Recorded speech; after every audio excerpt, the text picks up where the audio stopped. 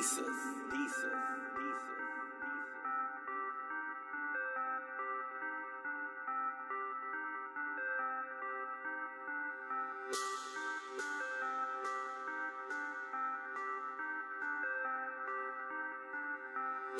your tracks. Purchase your tracks today. Today.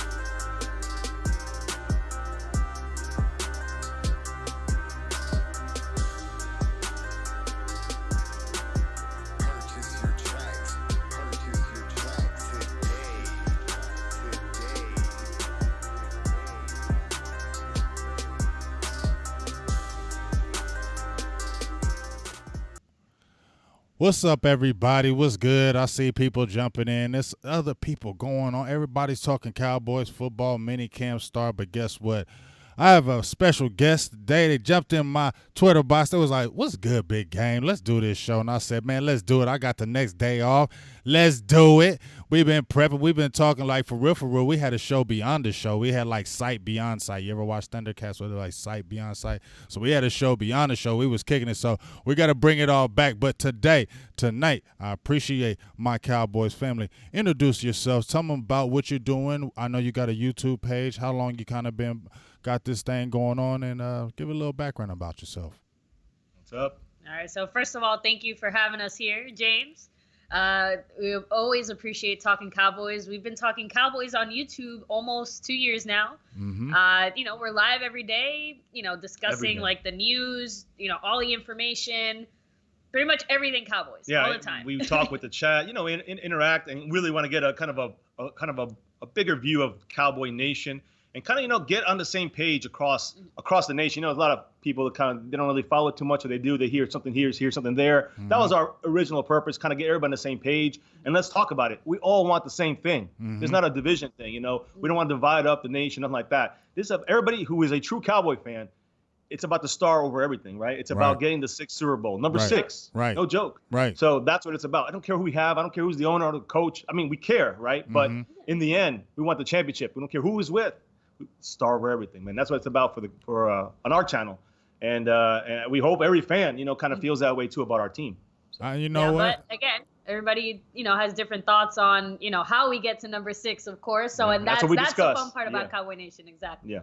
Well, that's what I really love about it. See, me personally, I've never been an anti-Cowboy, but I've been a pessimistic for a little bit of years. I've been frustrated because sometimes I've been feeling like, man, I get hyped up only just to get disappointed, and I'm like, man, I'm tired of getting done like that. So I'll be super cautious. I'll be like thinking more of the negative. So if the positive come, I'm like, well, I'm feeling good because I wasn't thinking this was gonna happen anyway. I started doing the Jedi mind tricks with my team. You feel me? I'm trying to do reverse psychology now. But this year, I said, you know what I'm gonna be? I'm just gonna be super positive because the way we have this team structured, the most talented team I've seen under the Garrett era. I've been saying this the past few shows. It's just what I feel in my heart. The most talented team. And it's just exciting that, you know what? We really can really beat anybody. We proved it last year.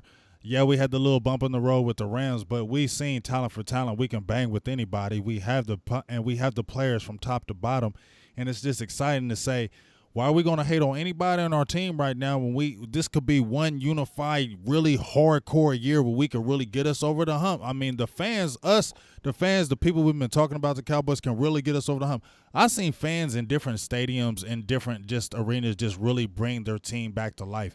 And I believe we can, especially with the talent we have this year.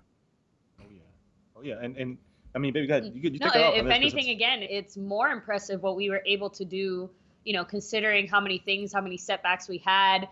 Whether it's Frederick, whether it just pick a year, pick a setback. It's always something. Last year, Lenahan, Frederick, a lot of different things, hurt our team in different ways that you can't put it on, on certain situations, I guess. But again, this year specifically, I think we are structured a little bit differently because, and I'm sure we'll get into a lot more detail, but depth-wise and just overall, there's not a single position where you can really say we're at a serious deficit, where we're hurting, where there isn't at least some depth. Like, we have depth across the board. We have, solid starting caliber players at pretty much every position. We have really high-level elite players on rookie contracts, which is the best part. Mm-hmm. So this team is set up for this year in the best way it has been in a really long time. You guys have been fans longer than I have, so you guys know even more. Yeah, and I agree with you, and I agree with Big Game James here about the most talent by a Garrett team. We were talking about it last night on our channel, that the fact that we have really think about the last year we had some starting spots that kind of still up for grabs, some scheme stuff we weren't sure about, whether it was the wide receiver by committee, the tight end situation,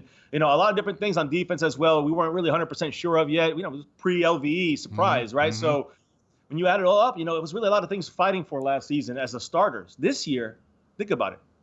Who's really fighting for anything right now on offense and defense? You get to the slot, you get down to other, second tight end you got some fights going on there for the most part. I mean, Jeff Heath, he's even pretty much, him and Iloka, probably the two biggest, maybe might change starting positions there by the beginning of the year. If that's the biggest battle you have on your team, most of the whole team, our team is depth filled, and that's the battles are going to be with the depth of these of our team. And the good problem to have is that we're going to have to cut some really good players. So we're all on the same page here. This is one of the best teams I've seen. This is the best team Garrett has had, but one of the best teams, from almost every angle, whether it's contract, whether it's, player, longevity, or at their, at the end of their kind of end of their careers. Not the case. Even Quinn, even Cobb, these guys brought in, even, and a couple other guys in there, Christian Covington, a kind of a second level guy. These are the players that are going to be kind of either bridge players for another year, like the first two guys we brought in here. If they stay healthy, Quinn and Cobb are going to be big on both sides of the ball. And then, someone like Christian Covington is going to be fighting for depth in there with Daniel Ross, other guys. And we can go Kerry Hyder. He's going to be involved in this. We can go on and on. I know we probably will. There's a lot of spots to be fought for, but not really starting spots. And that's what I really love on this team, because we got talent for years right now, really. And I think that we're set up not just for this year, but really kind of setting it up for the next 3 or 4 years. But I love it. I love what we got, man. I'm excited. I know you are too, Big Game. Oh, dog. I've been trying to be cool. Like, for real, I've been trying to be cool. Sometimes I just scream and yell and holler, and I get myself back together. Like, you know what I mean? Like, calm back down, dog. Don't start tripping. Because, as you said, so much depth. That's just the key word to me. And what really got me really excited was so many times that everybody was bashing. I wrote a couple of articles, with Stephen Jones, and basically said, why is everybody surprised about Stephen Jones with this free agency? He's going to do the same thing. He's been said this is what they're going to do. And when he's been saying it, that's what he's going to do. And people always want us to go out there and jump out there and sign this big name free. They're not doing that anymore. They're going to get guys that fit the organization, fit the scheme, and fit it money-wise. And that's what they're going to go about. And that's what they've been hammering in our head. And as soon as we get to understand it, we'll stop tripping off it and won't start getting mad. And then you see this year that they did the same thing, but they got good talent with it this time. Well, you make a great point. How do you feel about the Robert Quinn move? Because I have to admit, I was pleasantly surprised by it. I didn't expect the Cowboys to, you expect the Cowboys to make some free agent moves, but like you said, they haven't really done anything major or big. They didn't go out here and break the bank, but I think they got a really solid quality, free agent. I'm happy about that. I mean, what are your thoughts on the Cowboys free agent moves? Like, now this year, like Stephen Jones making his moves. Hey, I was geeked. First of all, I told everybody, and I'm going to go ahead and just pat myself on the back. I'm sorry, I am.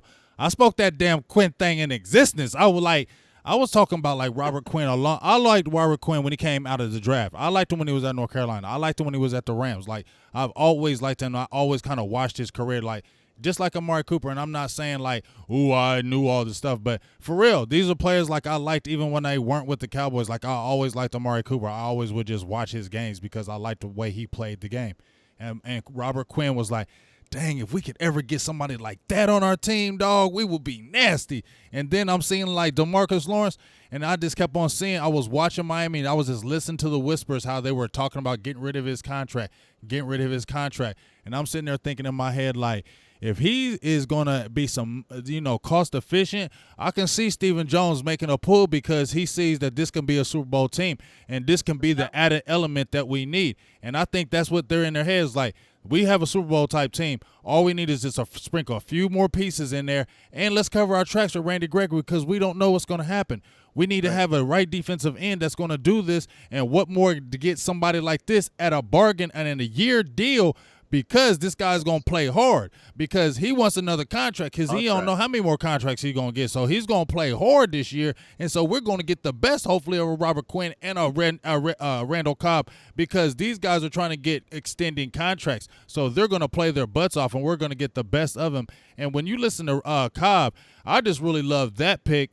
I love the Quinn pick. Ooh. But the more I'll see Cobb and see how mature and how he's just so – he's just a professional. He's a professional player. He played with Aaron Rodgers, and I think he's just going to bring that much of an element to Dak Prescott the way Amari Cooper did. And I think he's just going to slide right in there and just going to make our team so much better. To me. I mean, Quinn, he's a right defensive end. Like that's what his skill is, and more in the pass rush in the run game. I know he's sometimes not the greatest in the rush game, but he's a pass rusher, and you're going to match him up with Tank on the other side. Ooh, man, and I love it. The health thing too. I think he's all right from the surgery shoulder. It was a back shoulder. It was a shoulder, right? It was a shoulder. He had a little bit of back surgery too. So when you look at that, I love that. And again, like you said, for Randy Gregory, but I look at Randall Cobb. To me, he could be the game changer on the offensive side. And I know Kellen Moore. We'll talk about him, but Cobb can read the defense. Yes. And that's like you said, Amari Cooper.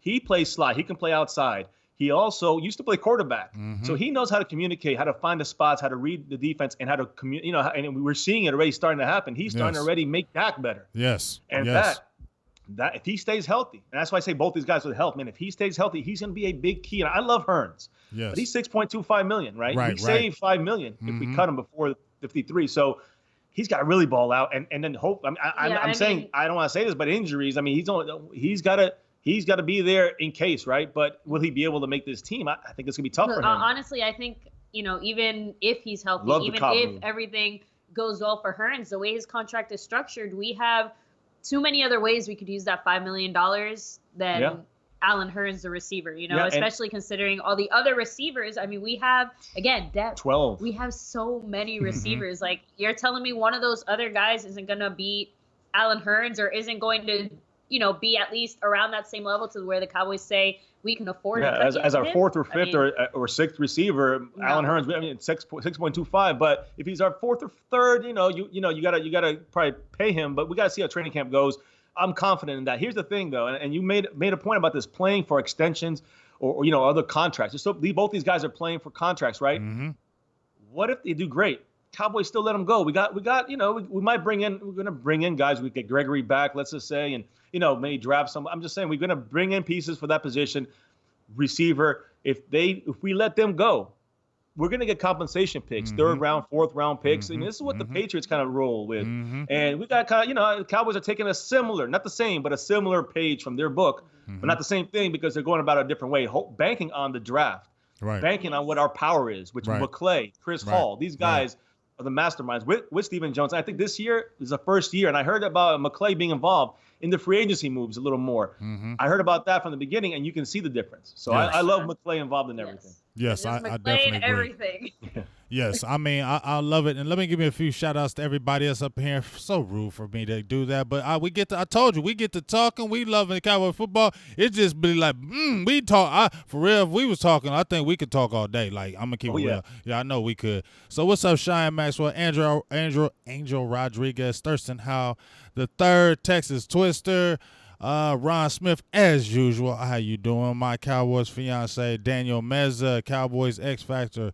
Who else is in here? Gambino, what's going on? Tariq Salim, everybody, Phillies Cowboys 76. All you keep on coming in, keep on jumping in. I got a $2 Philly Cowboys 76. Hey, we appreciate you. Rep them boys. We love you.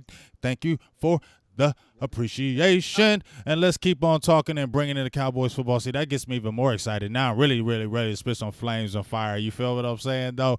But, I'm excited because you know what? Number one, I like the schedule that we have because I want to play against some hard teams. I don't want to play against no weak teams. I want us being battle tested, proved, all that before we get in these playoffs. And like I said, these first 5 games are going to be really nice. We got 5 of them, 4 of them in the NFC.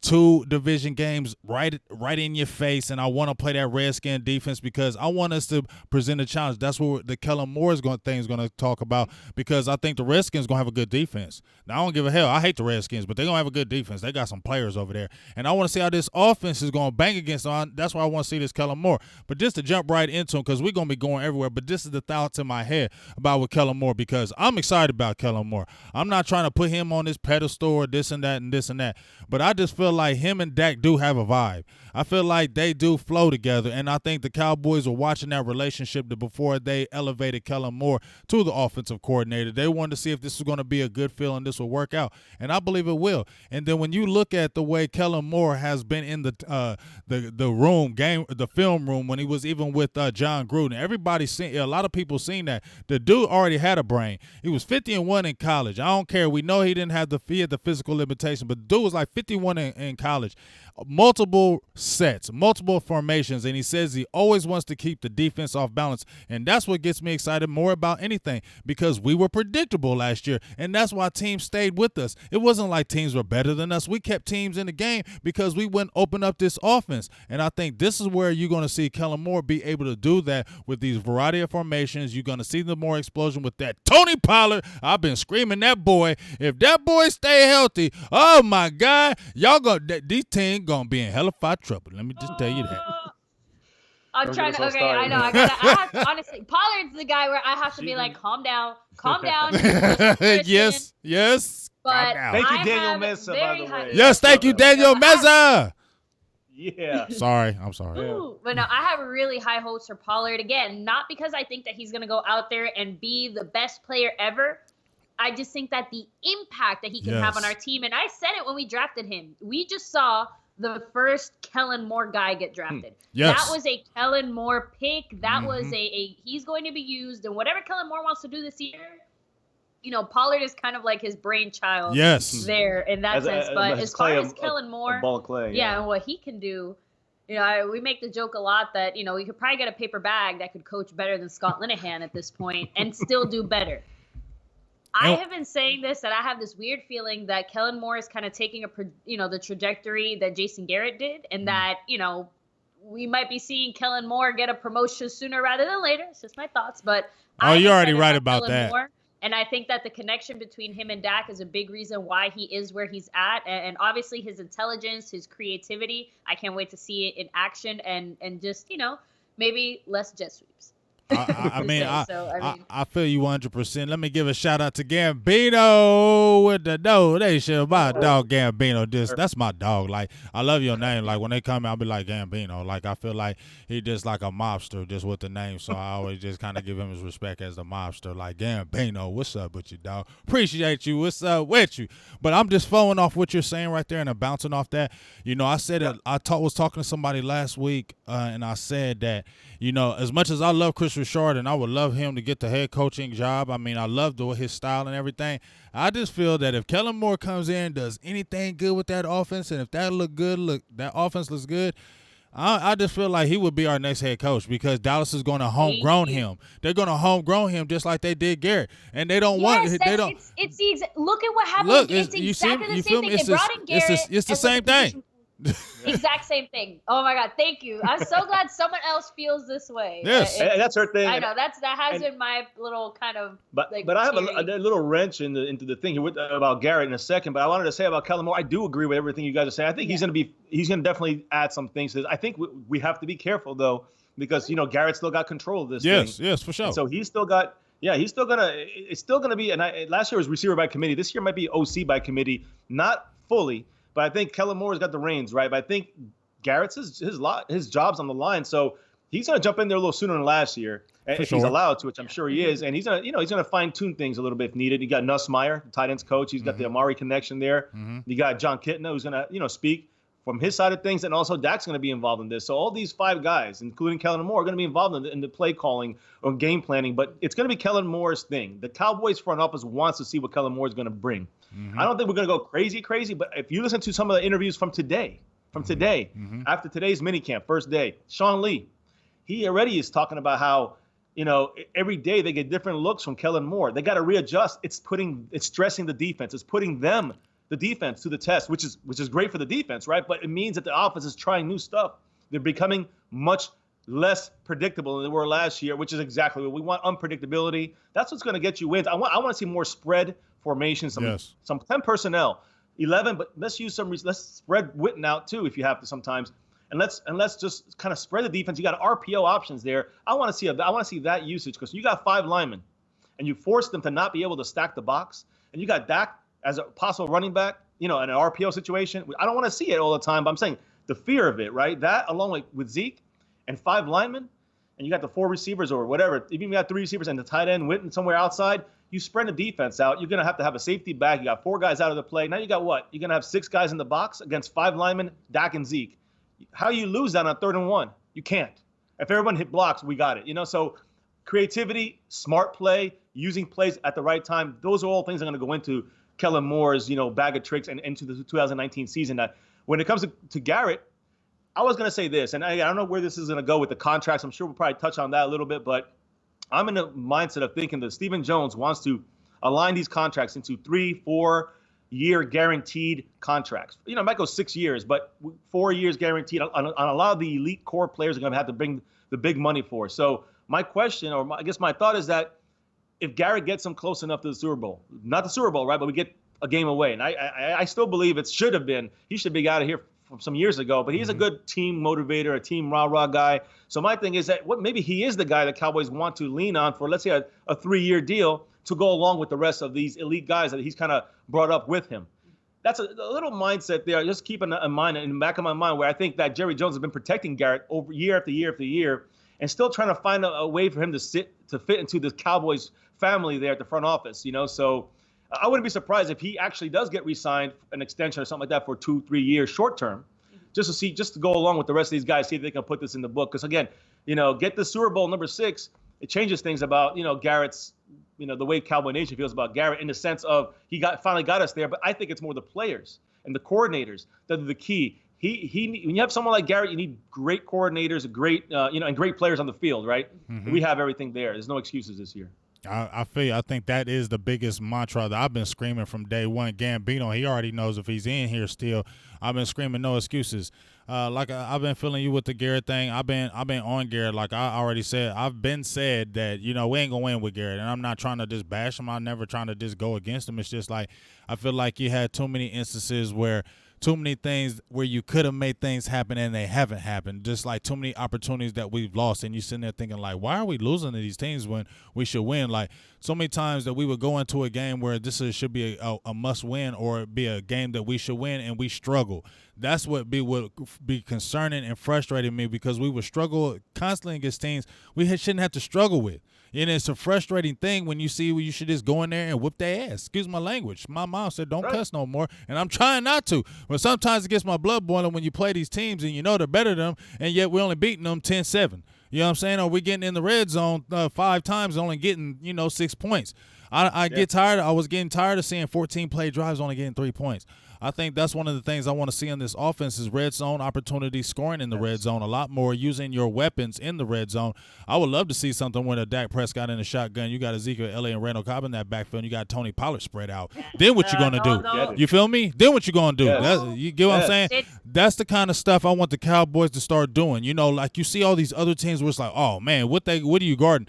That's what I want to see these boys doing, especially on this offense, because we got the firepower to do it now, and let's use it to its advantage and come after these teams. Not be passive. Come after these guys. They want to let them know that you better get your defense correct, or we can score on you in 2 or 3 plays. That's what I like. And if we can score in 2 or 3 plays on you and come back with this playmaking defense, that's the makings of a Super Bowl type team. And then Garrett has to get us through the playoffs, and he has to show the medal. Like I said, I try to give Garrett some props because I've looked at his record, and it has been a winning record. He's got 3 division titles. I can't hate on that. You know what I mean? You've only had 1 losing season, so I got to give you those positives. But right now, I don't judge you on regular season no longer. It's playoffs when I judge you, and you can't just win 1 game any longer. You have to get this team with this talent past these other teams because we know we can beat these teams. We've seen it before. Yeah. I mean, to me, the biggest thing about Garrett is like it's the decision making because again, we've already seen it. He's a great motivator. You know, the team is behind him. It's not like he's lost the locker room. You know, obviously he knows the game of football, you know, and side note, he's a fantastic kind of, scout when it comes to the draft. He's done a great job for us draft wise, helping us out, you know, getting some quality players. So he can obviously see talent and it's something is there. But when it comes to a head coach, I think that he is a bad decision maker when it comes to certain moments. Again, how many times is it a 4th down and we punt or we go for the field goal when I'm not saying we have to go for it every single time. I'm just saying that, like you said, red zone moments. It just all these little decisions where it's his responsibility. He is the one making the decision to go for it or not, or to allow the offensive coordinator to maybe run a certain play or a certain scheme when the game is on the line. And you're under 2 minutes. Well, he'll have the final say, right? Yeah, he has the final right. He's the guy in charge. But he allows it, and that's what I'm trying to say. So when it comes to those decisions, that's where I doubt Garrett. Because at the end of the day, I think the players can get us there. I think everyone can get us there. But if Jason Garrett doesn't make the right decisions as our head coach, it's going to hurt us. It could hurt us. We're done. Well, at least I don't know we're done because the players can get us out of it. But I think that it hurts us. It makes things more difficult for the offense or the defense or whoever, and it puts us in worse situations. But you know, you said it yourself, Big Game James. You said that, you know, the 3 championships, you know, whatever, you know, what is it? Winning seasons, whatever. And all. How many 8-8 seasons did he have, though? Remember those first 3 when we lost the division? He could have had 6. He could have had 6, right? NFC East championship, but no, because poor decisions. I believe a lot of those poor decisions, poor allowance of play calling, whether it's on him or Romo threw the interception in the end zone against the Redskins, whatever it was. In the end, you know, it's like, it just seems like he's always a little short on things. He needs the players on the field to kind of come through. I do think, though, last year he kind of woke up from his little clapping haze and kind of got a little tougher towards the end of the year. He had to. Because if he didn't, it was a wrap. You feel me? You was 3-5. It was a wrap. And so that's why I gave him a little bit of. That's why I had to. I didn't hate on him because I thought the season was over for real. The way it was looking until they made that Amari Cooper trade, I was just like, man, we about to just look real bad the rest of this year. And I was just really frustrated. Shout out to DDP. What's up with you, dog? But I was just really frustrated that. So, I mean, we're really going to see what's going to happen. I mean, this is a huge year. I mean, it's put up or shut up. I mean, we say it so many years, but this is really, to me, a really put up or shut up year because you got too much talent across the board, like too much talent across the board. And there's a guy that we've been talking about. Everybody's been talking about with the Cowboys. I really get tired of the hate, and we're going to jump right into him right quick. But, you know, Dak Prescott has been getting this crazy hate. Okay, we know he needs to get better, but somebody brought something to my attention. I believe it's TJ Davis. If he's listening here right now, if I didn't say your name was right, he just brought something to my attention. It got me to thinking. I want to pose this to you. Okay, so we seen Carson Wentz get his money. You feel me? We seen Russell Wilson got his money. We seen these other quarterbacks getting paid, Garoppolo, all this, and everybody's like, when's Dak getting his money? The watch is on. Is he going to get paid 30? Well, the price went up because Carson Wentz done side this. You know, everybody's wondering, like, when is he going to get paid? But he brought this up to me, like, I wonder if the Cowboys would do Dak Prescott like they did Kirk Cousins and sign him on franchise deals, like 2 years in a row, just to see if what would really happen, and then probably still look in that quarterback draft and go for somebody else. Because why aren't they signing him right now? What is the wait? What are the Cowboys waiting for with Dak Prescott? And if they don't sign him now and they wait till the end of the year, could you see that happening? Like them just, we just franchise you. I'm going to say that I actually heard this today, that, Dak Prescott, when it comes to getting signed and upcoming training camp here, he's going to probably be signed before that. That's that kind of the rumors, I guess you'd say. But maybe you want to take this one first? As far as franchise tag, I think that the Cowboys' biggest mistake that they could do is pulling a Kirk Cousins. How well did that work out for the Redskins? Right. Like, it didn't. And Dak is not Kirk Cousins. That to me is the biggest thing. We, if again, we're talking Super Bowl here, it's always Super Bowl. Find me the answer for what is coming next after Dak, because if we tag him or we tag him once or twice and then he goes, or we tag him 2 years in a row and then we sign him no matter which way you slice it, if the Cowboys want to keep him, you might as well sign him now. But I think that's the key. I don't think it makes, short-term or long-term sense for the Cowboys to franchise tag Dak. Right, and that's short. You're right, short-term, long-term, because you're going to. We know the situation when you tag a player like that, like Dak or a quarterback or whatever. It's going to be contentious there. So we don't want to lose them that way. I do think though that with the upcoming CBA looming. And the fact that the Cowboys, Jerry Jones, Stephen Jones, the front office, they love Dak Prescott. They, like you said, they want him. The key here is, I know Big Game said this. I know you said, but we're not thinking about the other person who's involved in this. That's Dak Prescott. He's the one. I'm hearing it. He's the guy. Him and his agent are waiting on purpose. They want to wait. Cowboys are trying to make moves and trying to say, hey, let's lose. And they're taking their time with the proposals. And I'm just hearing that's kind of. It's more coming from Dak's side than it is the Cowboys want to sign him. Same thing with Amari Cooper. The longer they wait, Amari Cooper wants to wait for Julio Jones, see what he's going to get. Dak's going to, and also what's his name, Michael Thomas from the Saints. Dak's looking to see what, a couple other guys going to get signed here. Goff, you got, Mahomes around the corner. But I do believe that we get him signed the sooner the better, because in 2 years after the 2020 season, when the CBA is hopefully restructured and done and there's no lockout, you're going to see the salary cap go from $200 million, where it's going to be, let's say next year, because it's 188, 189, it's going to go up about 10 or 11. Let's say $200 million, right? Next year, it's going to go up to like $300 million after that. I mean, when after the CBA, they're going to raise that roof, so to speak, of the team salary caps. It's going to make contracts like Dak's for 32, 34, 35. It's going to look like nothing when you look at other quarterbacks going to sign after the CBA, and they're going to be getting 40 to start off at. So, I do believe that we're going to sign Dak, and the Cowboys are set on signing him.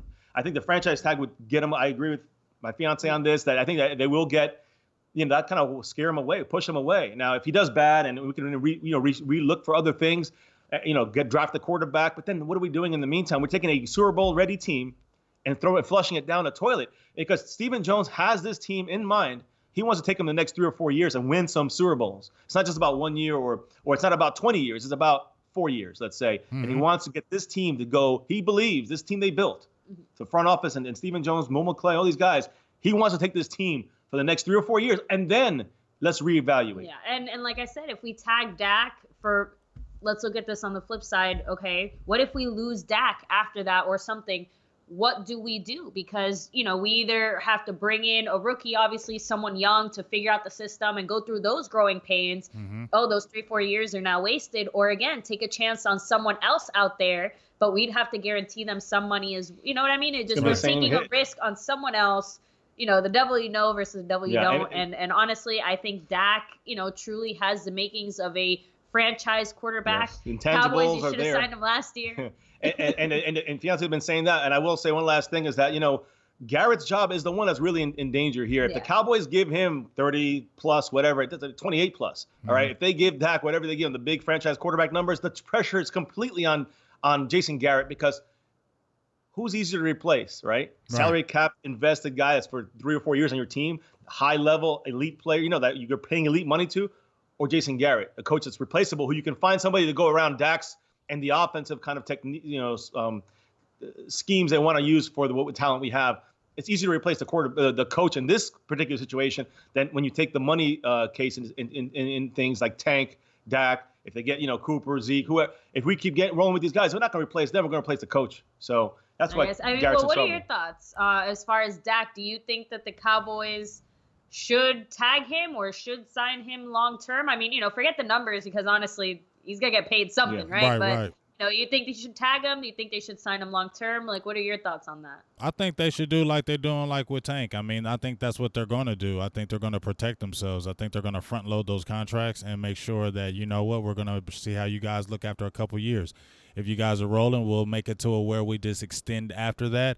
If you're not doing it, then we got a way we can just cut our ties and not be killed in the cap and just keep on moving.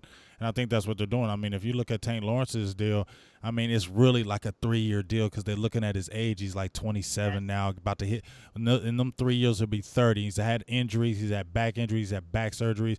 So they're still looking like, okay, at 30, you could be done. You could be trending down. So we're going to go ahead and front load you and give you all this money up front so we can get these prime years for this Super Bowl run. And then at 30, if you kind of tailed off, we can just kind of cut our ties and move on. And by that time, in them 3 years, I'm sure we drafted some defensive ends to take your spot, some young guys, because that's what you're supposed to do. You're supposed to get your core players, and you're supposed to get guys that can push them behind them.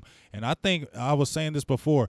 I think they were trying to do that with Taco Charlton because I feel like Taco was strictly a left end, and they were trying to groom him just in case DeMarcus Lawrence walked and that contract was coming up. You could slide Taco Charlton right in there because he was your first-round pick, and he's going to be a lot less money, and you can keep it moving. And I think that's what they were thinking, but Taco Charlton hasn't really stepped up and did that. So they're like, you know what? We can't really lose this. We're on the verge. We can't feel like starting over, so let's go ahead and get Tank his money, but let's front-load that contract. And I think that's what the Cowboys are thinking. That's the way I like the Cowboys are thinking now. I didn't think they thought like that before, and that would frustrate me. But I think with Stephen Jones and Willie McClay and those guys really doing their checks and balances with the players, that makes me feel good, and I don't have to feel all worried every year like, man, what are we doing? Because I feel like now we finally have these guys that are doing the right thing as far as the cap-wise, getting the player-wise, and especially with these drafts. These drafts have been very, very good, and they've been getting iron talent. And even the undrafted players that we've been getting the last 3 or 4 years, and even this draft, the after draft, we got John V. Johnson, you got Jalen Guyton, you got Mitch Hyatt, you got Brandon Knight, who's been looking real good from Indiana. They said he's been looking good at the offensive guard position. You got, like you said, Daniel Wise is going to be crowded. And then you got our edge draft picks like Jalen Jux, who was a 7th-round pick, and they're like, man, he's looking good too. So I just like the direction that we're going and heading, and it just feels like makes me feel better. Me personally, sign Dak. Put him like a, you know what I'm saying? If you hit at a 6-year deal, I say just hit him at a 3 or 4 deal, give him that big money, and let's do this work in these 3 or 4 years and try to get this dang Super Bowl, dog.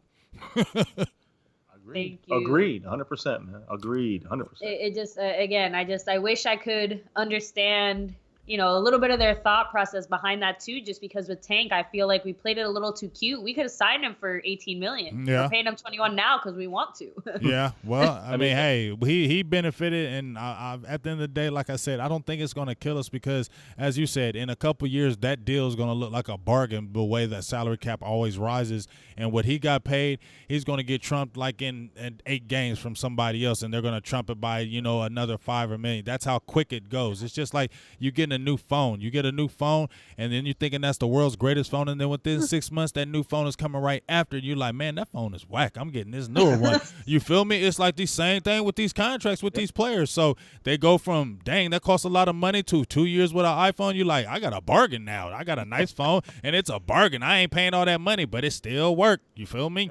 Yep. and that's and the foundation. That's the thing. I've been screaming this on MCF for almost 2 years, right? Foundationally, what's wrong with this team? It's been a foundational issue since really Jerry Jones. He's had puppets at coach. Other than Bill Parcells, Jimmy Johnson was supposed to be a puppet for him, but he just didn't play the game, So because that was his buddy, So Jerry Jones, this is the foundational issues with the organization was even bigger than Garrett last 2 years ago, and even bigger than the other stuff. It was really the way that the foundation of the team was looking. They're getting Nolan Carrolls, and they're getting these guys, the scrubs that just, this is what they're banking on. And then, we're getting rookies, but, you're not making these other kind of secondary, third moves that you might need, like the Quins, like the Cobbs, where you need to go maybe a little bit higher up than just the bottom tier of guys.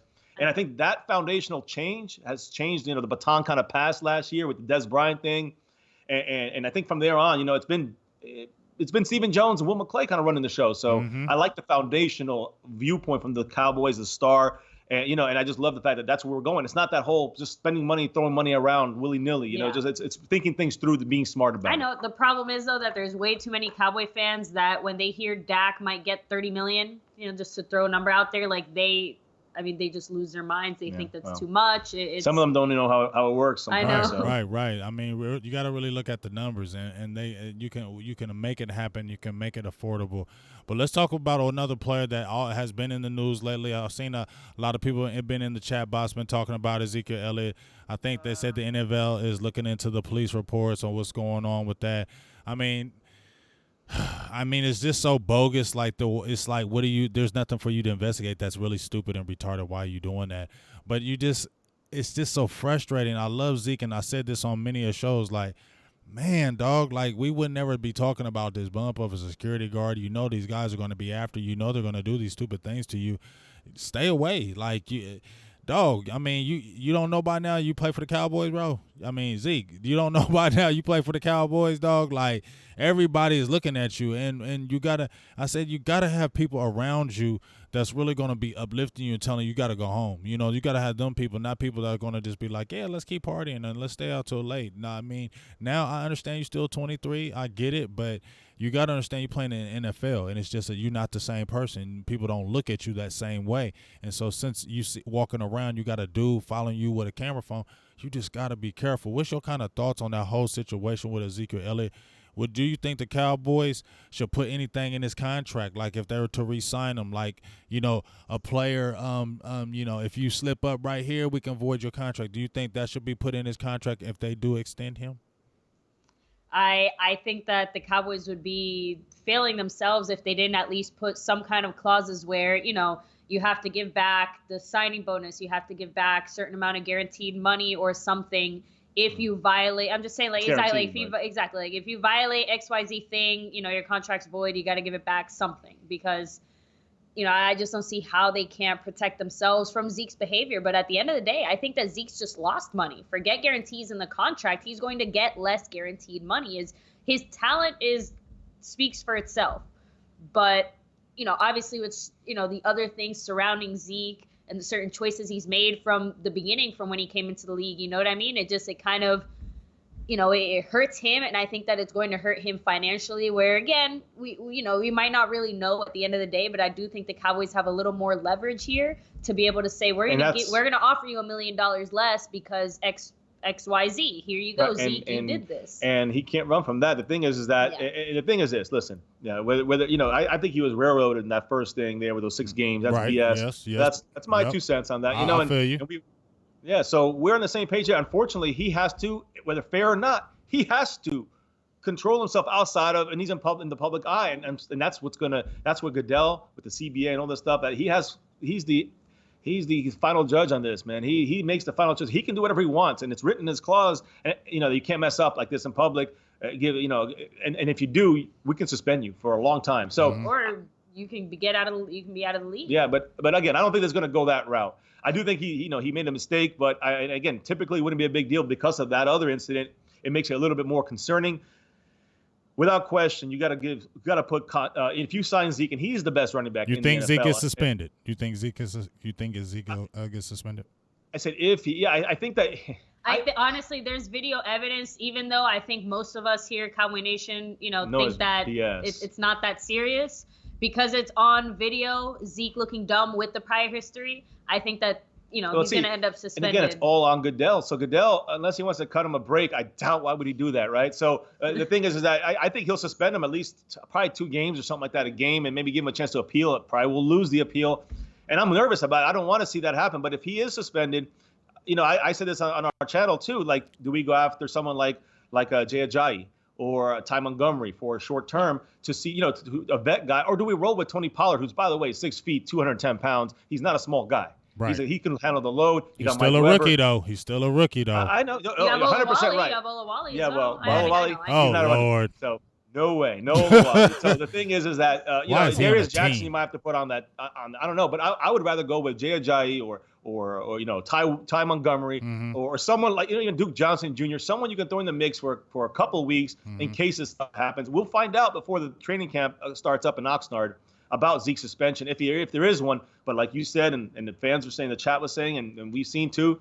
The NFL is investigating it. A couple of weeks ago, we said we already heard about this happening. We knew the NFL was already gathering their video from this incident and trying to put it together. So that's always concerning.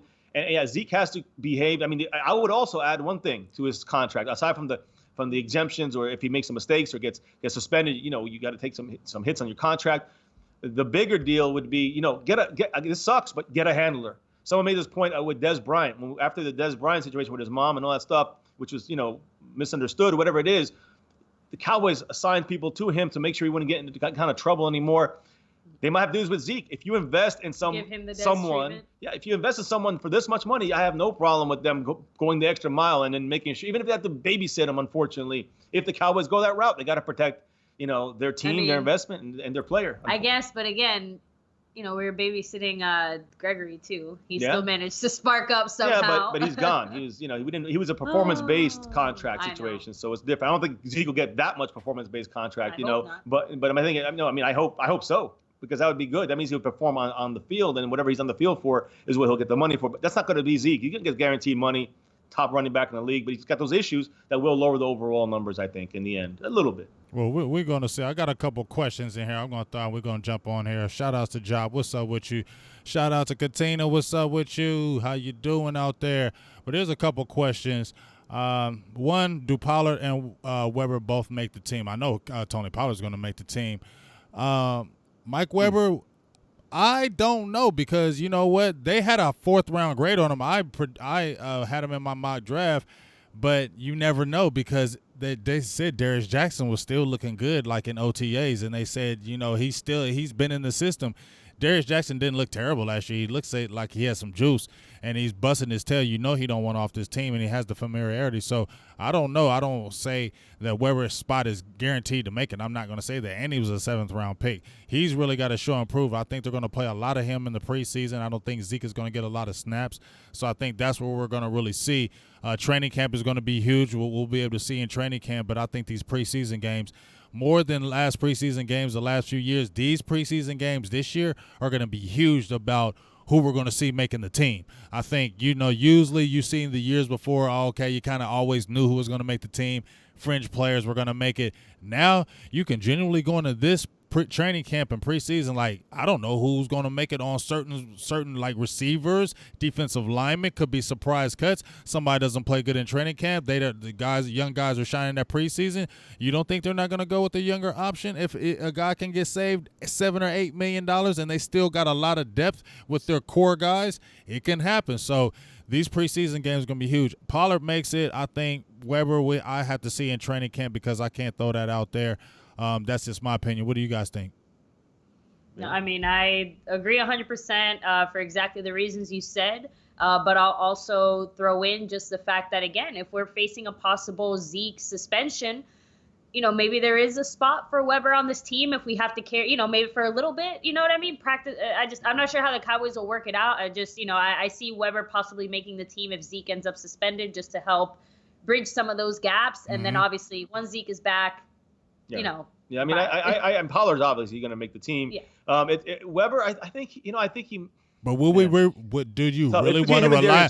Do you want to rely on rookies though, you guys? Would you want to take that chance now think about it? Because I'm gonna bring up another subject that we've been talking about, is this backup quarterback position. Now you said, hey, we're looking good on every position, but that backup quarterback position, because I was hearing Cooper Rush wasn't looking so good, and I ain't been high on Cooper Rush since nowhere. I ain't never been high on him. I've been high on Mike White, but I ain't never been high on no damn Cooper Rush. And I think, and if we had a chance to get Teddy Bridgewater or something like that back in the day, we should have.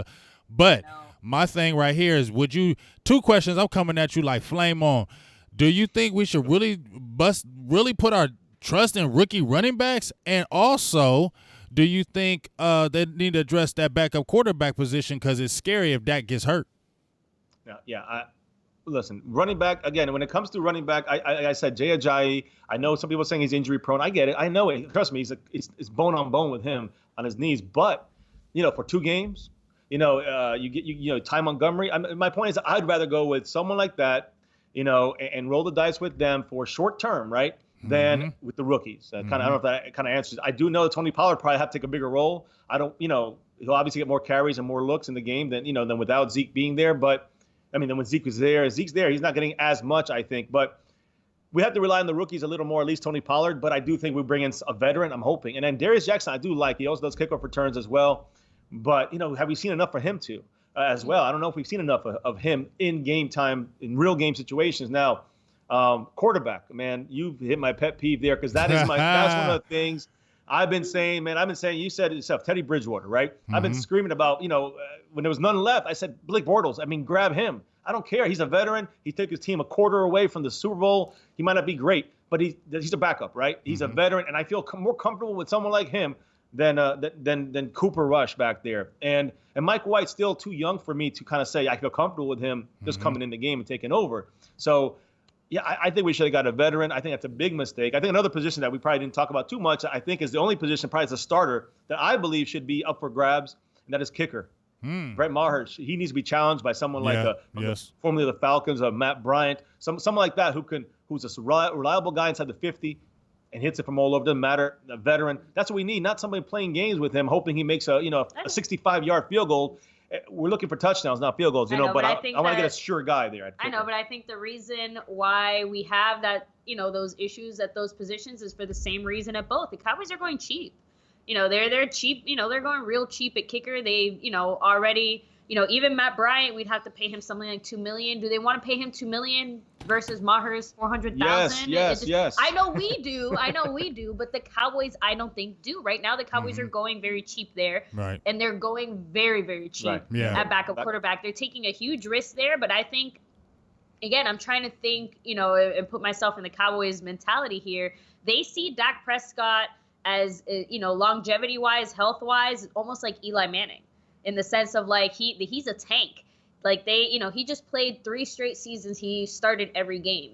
He's been banged up and he's stuff, reliable. but he's been out. Exactly. They're counting on him. You never know though. It's the NFL. They're taking a huge risk. It's the NFL. They're taking a huge risk. They're going cheap at backup quarterback. They're taking a huge risk, but they are betting on Dak staying healthy. I don't like it. I just remember 2015. Yeah, we all do. You knew when Romo landed on that show, it was over. You knew, soon as you saw he break it, I was watching that game, and I remember them showing the film, and as soon as he threw the ball, the camera stayed on Romo, like when he landed, and I seen how he landed, and I season over, he broke it. You just knew as soon as he landed, he broke that. He broke it. And then when he played against Carolina, he broke it again. Season just over. As soon as he landed, I was like, well, there go our season. That was the Eagle win, right? We got that win in the and Philly, we still got that win, and then I was like, yeah, but man, and what's so crazy about that season was no teams were blowing us out that year. They were competitive, in almost every game. Dallas was in that game. It's just the bonehead decisions in the quarterback position. We couldn't throw the ball. So once again, Darren McFadden too. He had over 1,000 yards that exactly, year. And people need to understand. So when they complain about Dak Prescott and say he sucks and this and that, we gotta understand that we came off a 2014 season. We were thinking 2015 we were going to just bounce right off of it. And think about if we would have had a Dak Prescott in 2015, and think about that run we could have made with Dak Prescott then. So people just need to back up off him, be excited about our team, and see the possibilities that we can be one of the top teams in the league right now. You feel what I'm saying? Yeah, oh yeah, for sure. Yeah, I think we're the team that other teams on the schedule will be scared of us. I want to see them scared of us. That's what we need to get back to. Yeah, I think we're heading toward that way this year. I do. I think this is a year where we solidify that. Again, we have to, teams are that way when they are consistent. You know what I mean? We're slowly getting to that consistent point. Yeah. All right, so I'm gonna do it like a little wraparound because we're getting ready to close it out. I'm gonna throw out some names for some players, and you tell me what you think about them, okay? And then when you tell me what you think about them, do you think they'll get cut or do you think they'll stay? I'm just gonna go off the top of my dome piece, you feel what I'm saying? So be ready because it gets real dark up in there. So be ready. I'm ready. All right, let me see. Let me just throw a name out here. Donovan Lumba, cornerback. What do you think about him? Number 32. What do you think? I don't think much. Does he make the team? Does he Yeah. make the team this year? He was on the practice squad. Do you think he makes the team? Does he play on the team No. this year? No. I don't think so either. I think Michael Jackson, the rookie, number 33, I think Yeah. he might take that 5th spot at corner. I mean, Aluma might make practice squad. I think he still got eligibility. So, but practice squad, it's not the 53. I don't think he makes the 53. Who's going to be the starter, Jeff Heath or Ioka? I think right now it's Heath. I would love to see Ioka what he does, but he's a much better tackler than Heath, and the Heath is more athletic and faster. So it'll be interesting to see what happens in camp. I think Heath knows their system a little better too. So I think just by default, I think it's going to be Heath. But Alaka definitely has a chance. And he'll maybe play. as the season goes on. He'll to be maybe playing take too. over that. He'll be playing some red zone goal line on defense. You'll see Alaka in there. Well, Heath better be starting. I've never been a big Heath guy, but I bet $100 this year that he starts, so he better start this year game 1. I need him. We're not big Heath guys either. Trust me.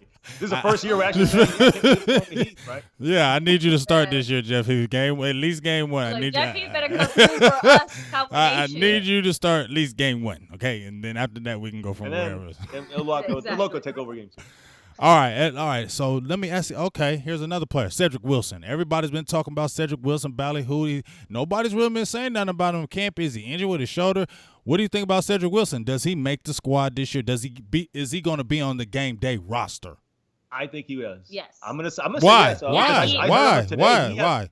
Okay, so before he got hurt, him and Dak, like, this was one of the coolest things. Like, he was the receiver. Sanjay Law specifically mentioned how quickly he picked up the playbook. He was like, this guy's fantastic. He's picking up the playbook like he fell asleep with it. That was last year, right? Yes. So before Easier he got hurt, playbook. and him and Dak had an instant connection. Again, they had a really good vibe. They were working together really well in the offseason before he got hurt. They were doing stuff. I remember they were doing stuff like here, local to the Central Florida area, like on their own. It just, obviously we have to see him out there, and his injury just really sucks. Everyone has to earn it, but I think that connection with Dak will still be there, and improved Dak is going to make him look better.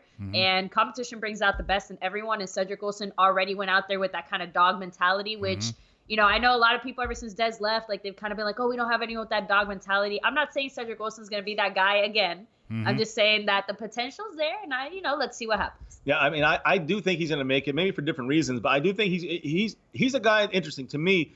He's fast, he's athletic, he can make some he reminds a little bit of Bryce Butler, like I don't know, I'm throwing it out there, but I think he can do things, a better version of Bryce Butler, or at least a younger version with maybe more upside.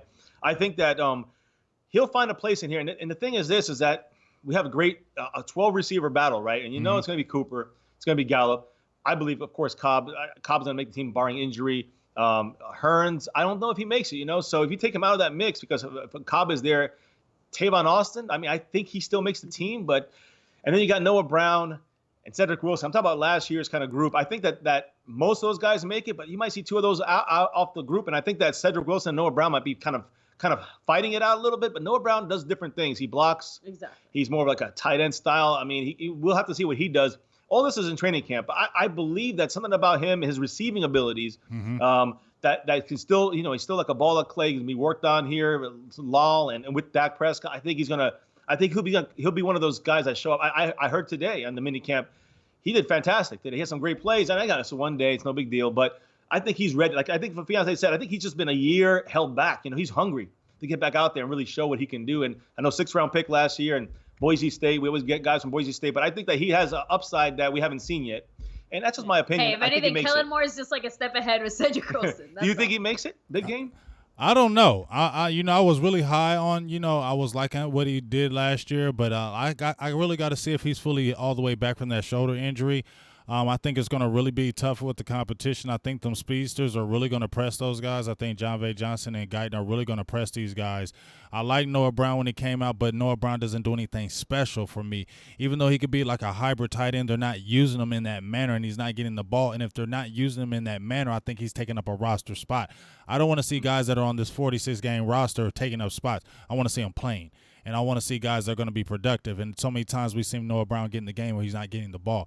Get these guys the ball. I mean, if you're going to keep them on the team, I want to see these guys be able to get the ball and make plays. So I think it's going to be a big-time battle. I think Allen Hurns still has a chance because I think the coaching staff loves him. And when the coaching staff, just like you see with Jeff Heath, when the coaching staff really likes you, because I know they like how he battled back. He started coming on toward the end of the year. He battled back from that injury. He came hard. The coaches really like him because he really works hard, and they really like that. So I think he's still going to be a fight to get off that roster, especially if he comes in with those hands in that slot, because he's not going to play on the outside, but he does have a big body, and he can play in that slot. And my thing is this: as much as I would like a Cedric Wilson, I like to have an Allen Hurns who's about 6'3" as well, and is a veteran who's going to make those plays in big games that we may need. And I think Allen Hurns can come through and do that. So I think it's going to be really tough for Cedric Wilson. I got to see that, like you said, training camp, and then I'll kind of get a better gauge. But it's going to be tough for him. I'm not going to just say he's going to be on this roster. Yeah, I got you. It definitely has to be fought out. But I agree with all your points. Great points. And I think also another point is that even if Cobb survives training camp, right, as a slot guy, and Tavon, he's got injury issues, right? Who do you trust in the slot there? You trust Hurns, right? So to me, do you still keep Hurns as a fourth guy just in case? He might still be doing enough to make the team, but again, the $5 million. That's that money. Yeah, the money. It's the money over the head. All right, I got another player, Rico Gathers. Does he make the team this year? No. Get this man off this team. Why? Yeah, why? Ho. Why are you saying get Rico off the team? I need to know why, because we ain't Scott Linehan ain't used him right. Exactly. Exactly.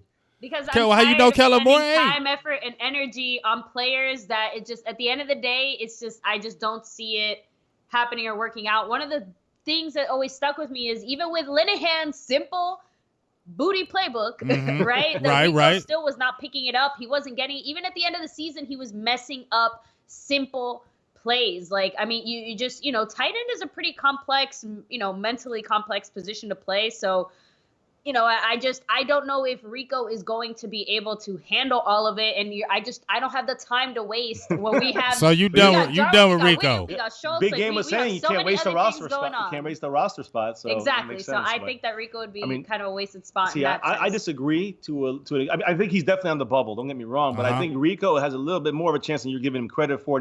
Cowboys hung on for him for some 3 years already, right? And it's the fourth year here, and they're working on him. They still want to see something from him. I think that in this Kellen Moore situation, Kellen Moore either wants to see what he can do with him. He's going to use him right, I'm hoping. And if he doesn't, he'll be off the team.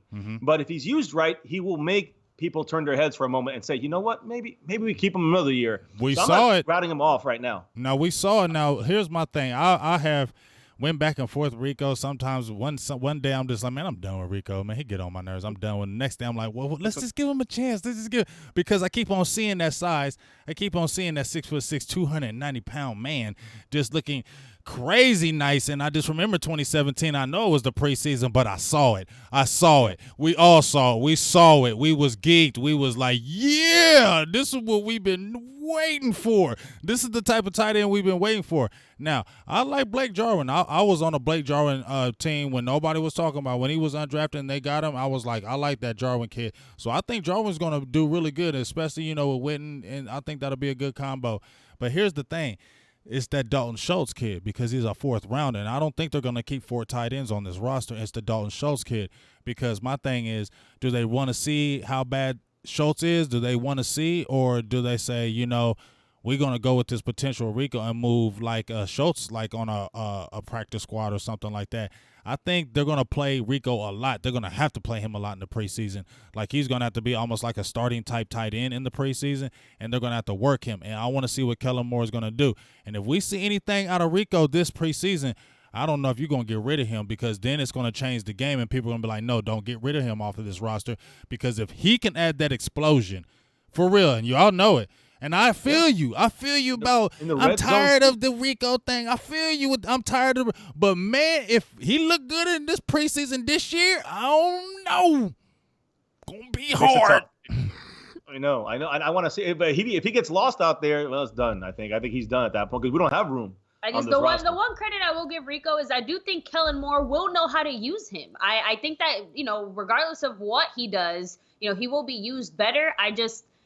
I don't think it's going to be enough when it comes to Rico. And I also think that Dalton Schultz is a great point, because Dalton Schultz, you can almost look at him as he's an inline blocking tight end almost, right? He's not really a receiver. So, and I hate to catch the ball here and there, but Olawale can do that too, right? So that makes, I believe, it makes Dalton Schultz a little expendable because we have Olawale to a 2-year deal. So I like what you're thinking there, big game. And again, I think the guy might be more in trouble. I talked about this on MCF a couple days ago. Mm-hmm. More in trouble than Rico. I think Rico's in trouble too, but I think even more than him is Dalton Schultz because of that reason. And we have too many tight ends, right? I think we're going to go, 10, 11 personnel more often, let's say, and not have the need for 4 tight ends on the roster and a fullback that can catch as a tight end. You know what I'm saying? So I agree with you on that. That's a good point there as well. With the very limited roster spots we have in this team, it all depends on how Kellen Moore uses our guys. All right. Malik Collins, what kind of year does he have this year? They said he's been looking really good. I mean, he always plays hard. Like, he always trains hard. He always practices hard. He's that guy, but just some injuries always been killing him. What do you think Malik Collins does this year, especially his contract year? Is he going to be a pivotal point in this defense? You got Antoine Woods. I mean, you got Covington now. You can slide Hyder in there. You can still slide Crawford in there. Daniel Ross is in there. We got a rookie Tristan Hill. It's packed and jam-packed up in that middle. So what do you think Malik Collins does this year? And do you think the Cowboys will sign him if he has, like, let's say, a 6-sack season? So I'm throwing it out there for y'all. Yeah. Rah! I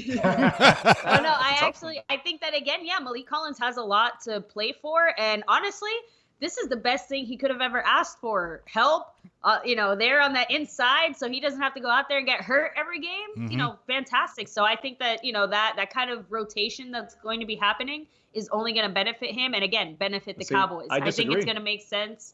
I think that he's going to have a good year. Right. And I think that the Cowboys are, again, good, not great, not fantastic, but good enough where the Cowboys are going to see him as, again, another solid piece, an affordable piece that they can sign that already knows the system and can just be somewhat consistent when he's out there and playing. So. And I think that's the key, though, is the reliability of him. And that's my fear. I can't really trust him yet. He hasn't really finished the season, and he's always banged up with something. So I think that he has to be out there. I don't know if the Cowboys will actually, sign him again after this year. And I think that's one of the reasons we have Tristan Hill in there. If you get 6 sacks out of him and he doesn't, even if he's hurt and doesn't play a full season, you're telling me the Cowboys wouldn't re-sign him if they don't get him for cheap? Because that's how I see it. 6 sacks in the rotation. You know what I'm saying? And again, and that's where it actually hurts him for money wise, because again, what could he do in a full, game time on the field there? Oh, he can get hurt. Yeah, but he could also get 10, 12 sacks. Let's just say putting it, if you get half the time out on the field, then you're getting 6 sacks. So a lot of things to look at, even if he does well in the season. I think there's a lot of other factors we have to look at, because again, he's going to re-sign, but it's still going to be more than we were paying him now. So if he re-signs, I think it's going to be too expensive. If I was going to bet, I don't think he makes a team next year because he's not reliable enough, and I don't know if he will make it out this year. I do think Tristan Hill, by week 10, 11, and 12, you might be seeing Tristan Hill being used more in a rotation and taking away snaps from both Antoine Woods and Malik Collins as they kind of use them as a bridge players, because they're both on contracts, I think. This is their last year. So Tristan Hill can play 1 tech, can play 3 tech, 3 tech under. I think that this is the guy they wanted to kind of be the focal point of this defense, not for this year, for next year. And I think that's why Malik Collins and Antoine Woods are right now. They're holding it down. They're bridge players, so to speak. I keep saying bridge players because I don't know if they're going to be here next year. And they're going to help Tristan Hill transition, into the NFL this year, I think, and get more in the rotation as the season progresses with the leadership of Marinelli. I feel you. I think this is Malik Collins last year. I don't think he's going to be with the team next year, not because I don't like him. I like Malik Collins a lot. But I just feel like they drafted Tristan Hill for a reason. And even if he plays good or if he plays bad, he'll play himself out of the Dallas's pocketbook. So if he gets a 6 or 7 sack season, he's going to cost too much money for the Cowboys. They're going to we got Tristan Hill who's cheaper. We're going to go ahead and roll with that. Or then someone's going to overpay. You get what I'm saying? They're going to overpay. And what is Stephen Jones? One of the biggest things he said, we're not going to overpay for players. That's what they're not going to do. And if they don't feel like Malik Collins is that worthy, we've seen it. We've seen them they cut Dez. Barry Church was mad as hell because Stephen Jones was like, hey, we're not going to pay you that money because we just don't think you're that great. We think you're good. We don't think you're great, so we're not going to pay you that great money. And that was the smartest thing to do, because where's Barry Church now? You get what I'm saying? I'm not hating or anything, but that was a smart business move. And now that's why we're excited now about the Cowboys, because they're making those smart moves. Too many times you see us go after a player and we're like, why do we resign that dude? He is not worth that money.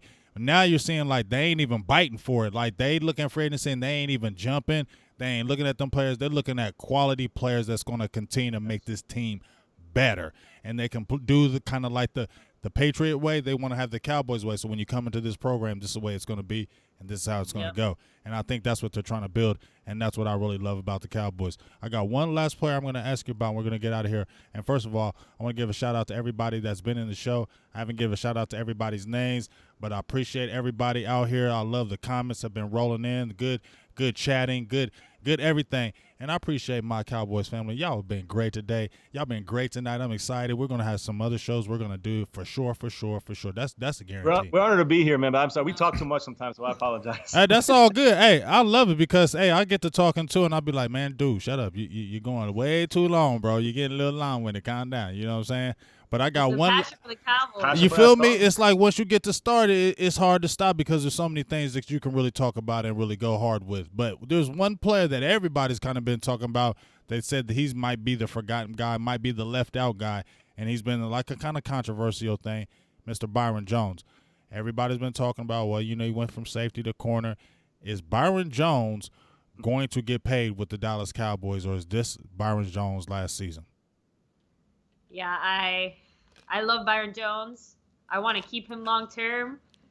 I don't think the Cowboys seem to be on the same page there. I don't know. From everything we've heard, they haven't even started any kind of contract talks for Byron Jones. Like, I don't know if that's the Cowboys trying to be cute or like trying to see how he plays, but I think it's kind of a situation like where, like what you said, James, about Malik Collins, where I think Byron Jones has outplayed himself and what Dallas is willing to pay him. Mm-hmm. I think that he's already passed whatever Dallas was going to pay him.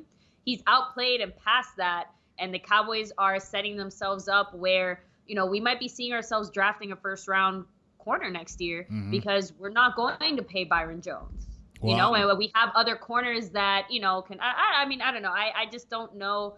I love Byron Jones, and I love the move to corner. I love what Rashard did with him. I'm just not sure if the Cowboys are on the same wavelength, especially with them, like you said, investing in their front line more so than their secondary. It shows me that their priority is let's get that front line 100% lockdown set, invest in there, and maybe take a little more easy with our secondary players. Well, I got to say this. I partially agree with him. This is the way we do it all the time on MCF. So I love it. That's what you're supposed to have. You ain't supposed to be agreeing all the time. If y'all did, if y'all was agreeing all the time, I just wouldn't have y'all on here no more. Thank you. No, I love the fact that she can talk about it with and me. she know Cowboys. I ain't hating on the ladies, but I want more ladies up in here because a lot of ladies know about the Cowboys. So you need to be getting these ladies up in here because I be looking at the numbers and things and always be dudes up in here. I need ladies because I know ladies know Cowboys. I mean, I've been around plenty of ladies who know players. So you tell them to get up in here. Hey, everybody who's in here, tell your sister, tell your girl, tell your wife, tell all of them, get in here and let's tell. They can talk Cowboys football too. It's okay. Yeah. Oh, there's a lot. And we have a lot on our channel. We're going to keep telling them to come on over here too. Get over here. There's 50 people in here. Much love to everybody here, man. Yes. They hit the like for this stream from Big Game James and Silver and Blue Nation. As far as number 31, and I gotta say that number because I remember George freaking Teague. I remember Byron freaking Jones. What that 31 means to us, it's the star, right? And I know people don't stay here because of that, but Brock Marion too. Star, to me, he's a Cowboy for life, Byron Jones. Think so? Now, I'm just saying, from my mind, not like to say he's gonna be a Cowboy for life. I'm saying like when I think of Byron Jones, he defended the star. Yeah. In the middle of that field against the Tennessee Titans. Right. But that's not about his play. Now we're talking about his game play on the field. I wanted to preface that with what I'm going to say because I do think this year it's a do or die for him. He's gonna for the Cowboys. He'll get paid somewhere else. I just don't know if the Cowboys are going to pay him. I agree with what you're saying, fiance, about Byron Jones and the way he's going to fall in a spot where the Cowboys don't value that as much. But I think that if Byron Jones will have a good season. I think Byron Jones will be. I don't get as bothered with the interceptions because I think it's more Rashard's style, the scheme of defense. It's a little harder to maybe for the corners to grab those picks because of the jobs they have pushing the guys to the outside. The way that it's set up. When we're talking contracts, though, interceptions matter. I agree. So if Byron Jones will take a little less, I mean, I think he can be on this team next year. I think because of the CBA contract, it does give us that leeway to be able to, if we like enough of what he does this year, I think he's on this team next year because of that future of the CBA. I think we will have enough room for him, squeezing him in there. And then when it all opens up more, I think we'll be able to sign guys like LVE. Awuzie, I think, is a guy. I think we're going cornerback next year. But Awuzie is a guy. I think you got to see him kind of improve some as well. And I love He's Xavier not going to Woods. get interceptions, though. He's just not a dude to me is going to get. He was never that guy, him or Byron Jones. I just don't think either one of them. I think those two guys are sticky corners to me. They're always going to be in your hip pocket. They're always going to be there to make good tackles, things of that nature. But I just don't see those guys always being high INT guys. I think the guys who are playmakers are Jordan Lewis and Xavier Woods and some Jeff Heath. And I was going to say that because that's what do you think for our defense, that sticky type corner, it's perfect to have Byron Jones and Awuzie for those type of corners and the job they're doing now? In my opinion, now I do believe that those safeties are the ones that get the picks, though, right? And we have the single high with Xavier Woods back there most of the time playing it. Sometimes Heath plays it, but how many times have you seen Xavier Woods get burned last year? Zero. I don't think he got burned deep ever, in my opinion. I from what I've seen, I love Xavier Woods. I missed it. I'm sorry? I said I love Xavier Woods. I mean, I'm saying Pro Bowl for him this year. I think this guy is the real deal. I think he's the reason why we don't have Earl Thomas on this team. Single-handedly, I think it's Xavier Woods. PFF numbers, I know we sometimes question that stuff, but here's the thing. When thrown to him, sixth best defender against quarterbacks when QBRs are compared to throwing to that guy's spot, And Xavier Woods, in coverage, 62.5 QBR allowed on opposing quarterbacks the whole year last year. He's not like a flash in the pan kind of. He's the real deal. And I think at free safety, I think he's also strong enough to play strong safety. He can make disruptions. He's not really great tackling, but the coverage skills in the backfield for me, Xavier Woods, and we got ourselves a free safety. I think the strong safety is where you can play around with. That's why the Cowboys don't value that as much. But corners we value. I think Jordan Lewis, I love his style, the aggressive he plays. I would love to see more of him in there. Anthony Brown is kind of holding him away from that. Anthony Brown's damn good too because he fits the Richard style. But he's beat Jordan Lewis. Correct. He's beat Byron. So Jordan Lewis is going to make the team, I think, as well, unless they do some kind of trade. I love all our four corners, and Michael Jackson's the fifth. I think those will be the five guys. But I do think that Xavier Woods is the key to this defensive backfield in the sense of he's the guy that's going to get the picks. He's the guy that's going to cause turnovers. He's the guy going to knock the ball out. But back to the original question, which was Byron Jones. Yes, Byron Jones makes the team next year. I said it. I said Byron Jones is going to get signed. I think it'll be a little less if you want to throw in the interceptions. He has a lack of. And the CBA in the future, I think he could. Depends if he plays well. I think he can make this team. And the playing well to me means sticky corner, like Big Game James said. If they can do that consistently throughout the year, after that injury last year at the hip thing, it kind of let himself down a little bit. But if he does that consistently the entire year, the Cowboys will value that. I do think, and they love Byron Jones as a player, as a human, a great guy. And I think they want that kind of hard work, kind of like that Alan Hearns kind of look. You got him. You got that Byron Jones kind of hard worker, positive guy. The leader, I think that he's that guy. He'll be able to do that, but he has to have a good season. I don't want to rain on your parade, baby, but if we pay Byron Jones less money because of the interception thing or the CBA, Byron Jones is going to stay. He's gone. All right. Like I'm just saying. I don't see him staying and settling for less money when there's other teams that are willing to say, oh, we don't care about your interceptions. That's true. We'll pay you. And he's a free agent. Hey, Byron. That's true. Good point. We could also franchise tag him if we really wanted to. Yeah, I think. What do you think? I think the biggest thing, like you said, what values to me, if he has another good season, they really like Byron Jones, the person. Just like I think when you look at the Cowboys organization, they value that right kind of guy. That's why Jason Witten came on back. They love some Jason Witten. He was able to just come on right back in. They value that right type of guy, and that can keep you on a roster. I think that's why Jeff Heath still starts. I think that's why they don't go hard in addressing things because they feel he's the right type of guy and he has some talent to them, and they like those type of players.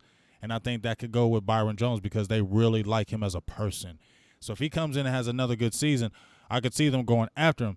The thing is, like you said, if he wants that big dollar, I could definitely see Steven. It's really going what he wants. If he comes at the Cowboys and wants to be paid like the highest paid corner, I think Steven Jones is like, I'm good. We drafted a guy, Michael Jackson. We're probably going to draft again this year, and we're going to be okay. And that's why they're doing that. They want to be able to say that, you know what, we like you, but we got some guys behind you think we can do the job too, and they're cheaper and they're younger. So I think we're going to go this route, and I think that's why they get these guys now. So when you have a Byron Jones who's playing good, sprinkle in that rookie to get him some work, So if it does happen when Byron Jones is gone, you slide him right on in, and I think that's what you're supposed to do if you're going to continue to keep your team competitive year in and year out. You got to keep that depth, and you got to keep those guys behind them that be feeling like that if that guy gets hurt, your spot can be taken. And I think that's the type of team we want to continue to have, and I think that's where we're heading towards, and that's why I think I'm most excited about this team in a very, very long time. What about y'all? Yes. Yes, same here, man. Yeah. Same here. We echo everything you're saying. And Byron, I always said this about Big Game James. I said, man, somehow we always seem to agree on 99% of everything. So we see this thing eye to eye. It's like I'm hearing an echo. It is, but it's great because he's making other great points too that align to that kind of the same kind of thought process of being a good guy, Byron Jones, all that stuff. I kind of had a question. I guess my last question here would be.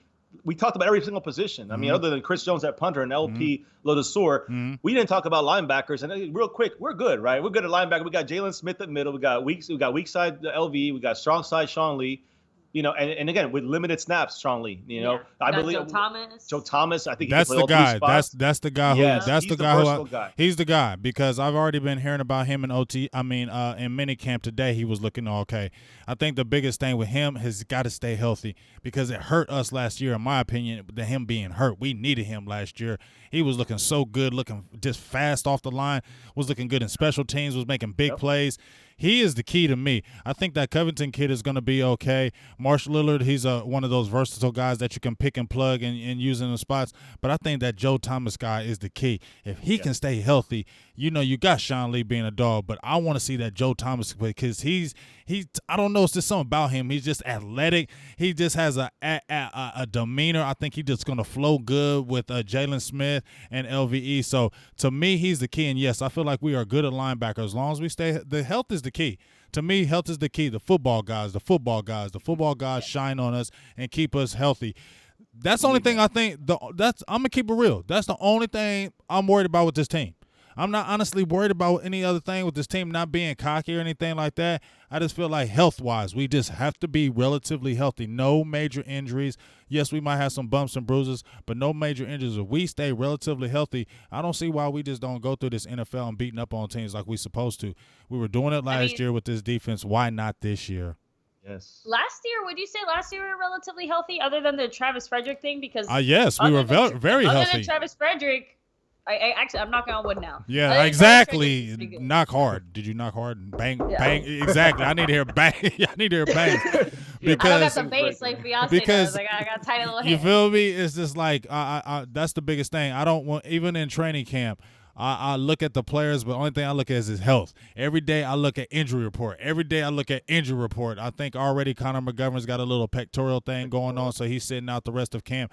The rookies always have the bumps and bruises. That's why I'm kind of trying to slow my brakes on Tony Pollard because running backs, they pull their hamstrings, they twist their ankles. He's so fast, and next thing you know, he twists his ankle, he's out 4 weeks. You feel me? And then we're all like, daggone it. So that's why I'm trying to just temper and be cool, but daggone it is hard when I see this talent on this team. You know what I mean? Yeah. And you look at other teams that have won Super Bowls. What's the one constant? Health. Exactly. They don't get injured. You just get lucky. That's part of football too. So exactly. Hey. May the football gods shine. Yes. Their May they shine. Football. Pray to the football gods every day, folks. Before we get off here, make sure you pray to your football god, the Cowboy football god today. And remember this though too, that the depth, right? That's the biggest positive of this team. We got depth, and they're going to fight depth, and we're going to lose guys probably we want to keep anyways. That means that if someone does get hurt, and just a little bump and bruise here, we got a good guy in replacement for a little. We got everything stacked up to win.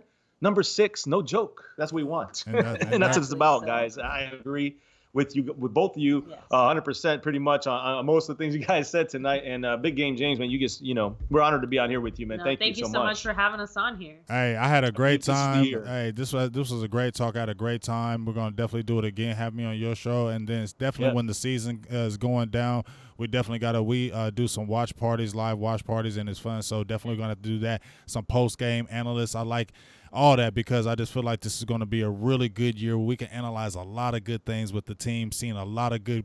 I'm just excited to see these young rookies. I really want to see Tristan Hill. I want to see Randall Cobb. Oh, man, Amari Cooper a whole year with Dak Prescott. You feel me? Mighty Quinn. Then you John Kittner coaching. McGovern, too. McGovern, I mean, just Donovan Wilson, what's going to happen with him, Michael Jackson, Chris West. You just so many elements that are just exciting this year that I can't wait. What do you guys? Because I want to ask you before we get off here. Because I'm going to training camp. We just booked our flight today. I'm going to be in training camp for. I'm going to be there. We get there like a Sunday, and then we'll be there that whole week, and we leave like the next Monday because the blue-white scrimmage I think is Sunday. So I'm going to be there in Cali that whole week, trying to get get every practice, get some more interviews, whatever. Tell everybody what you guys got going on, where they can find y'all at. Give them all the good information because I want everybody, if they don't know any about you, please let them know right now.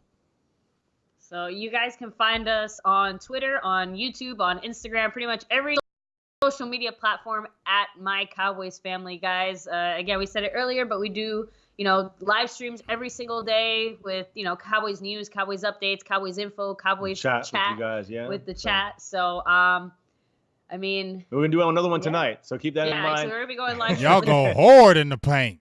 Yeah, we got some stuff to talk about, man. Some good stuff. But if you want to see MCF live and in person, we actually are. I'm excited. It's actually my first game. Ever. Week 1, season opener. We're going to be there. Nice. So, we'll be in Dallas, guys. Big D, watching the Cowboys defeat the Giants, going 1-0, kick off the season. So if you want to go tailgating with us, come hang with us. Or obviously, if you want to meet up with Big Game James over in training camp, you know where to find us. Yeah, guys. And so, just thank you guys for, thank you, Big Game James, first and foremost, Silver and Blue Nation. Thank the people in the chat, man. A lot of people came from the channel too, but they're on both channels, so they know the deal. Told everybody about coming over here, checking it out, subbing up to you, of course, as well. And guys, thank you for just having us on here. Again, our main platform is YouTube, and we go live daily, nightly, basically, and just talk Cowboys for an hour or two sometimes, so or beyond. And the game day live streams, we do that every game day. We put it out here with our family, our kids, everybody's involved. It's Cowboys for life, man. Star over everything. Never forget, number one thing for our channel, My Cowboys Family. Oh, man. Go Cowboys, baby. I'm ready for the season. I mean, dog, you going to make me, as soon as I get off here, I'm going to go watch some Cowboy video. I'm going to watch some old school games. I'm just going to watch it and just be like, ooh, I can't wait to watch these games. I'll be screaming at the TV and yelling. I just can't wait. I got to be cool right now, okay? I'm going to be cool and calm and cool. But, hey, I'm excited. There's another day of minicamp going on. They got minicamp the rest of this week. Then they have the summer break. Then training camp comes, and then we got these preseason games. And like I said, we're going to keep on conversating. We're going to keep on doing some more shows together. Well, let's keep in touch. Let's keep that good Cowboys vibe. And let's get this 6, baby. I mean, it's our time. We waited too long. It's been over 20-something years. We've been too close. I'm tired of the talking from these naysayers, these haters, and all these other people. I'm tired of the talk. And I just want to shut up all these haters because I'm telling you, y'all, we get this 6, Lord have mercy, it's over. It's a wrap. I mean, people in trouble. If we get 6 Super Bowl, I mean, people are in trouble. You will not be able to say one thing to me. Everybody knows everywhere I go, I rep my Cowboys tough. You better never say nothing about my Cowboys. We're going to go hard. I'm going to go hard at you. And they know. I'm in Ohio. They know. When I come into work, you know what I love? I see I get to talking too much, but you know I love? I go into work, right? And I love when everybody knows, hey, who's that one dude? Hit the Cowboys. That's what I'm talking about. See, that's what you feel me? That's how you know me. Yeah. The one dude, he tall, he slim, he got Cowboys girl to say, yeah, I know him. That's how you know me. And you don't need to know me nowhere else. You don't need to know me by nothing else. But you know that I'm repping my damn Cowboys all day long. I love it, man. We get the same thing. Trust me. We get the same thing. We get, hey, there's a Cowboy fan. That's the Cowboy fan. Those are, at work. Even us, we try to shut off. We try to do not Cowboy related things. Give us 10 minutes. Still happens. Hey, baby. So, what about the Cowboys? Hey, we gotta drop the kids up at school. They're like, yeah, that's the Cowboys fan. Yeah, that's the Cowboys fan. Don't be, hey, you another fan. Don't be talking to them, man. They Cowboys hard. They're gonna go hard at you. They know what they talking about. So and they double teaming you. So you definitely in trouble. You feel me? I'm single teaming. You getting double teamed with them too with knowledge. So they're gonna slap you in the face 2 times with Cowboy stuff. You feel me? They don't expect it from her, right? Yeah, exactly. They be like, she don't know nothing. She be like, blah, blah, blah, blah, blah. And they be like, dang, okay. Oh, my bad. All right. Respect. All right, but we're going to get off. Thank you, Diz. Appreciate you having us on here. Appreciate y'all. We're going to get up out of here. Thank y'all. Continue to support my Cowboys family, Silver and Blue Nation, Big Game James, everybody else out there, Law Nation, Tyson West Coast, Fwist the King, Okoye, Mark Holmes, everybody out there grinding, trying to do the Cowboys thing. Just support DDP, my dog. Appreciate you. Love y'all. And we'll see you soon. All right? Peace.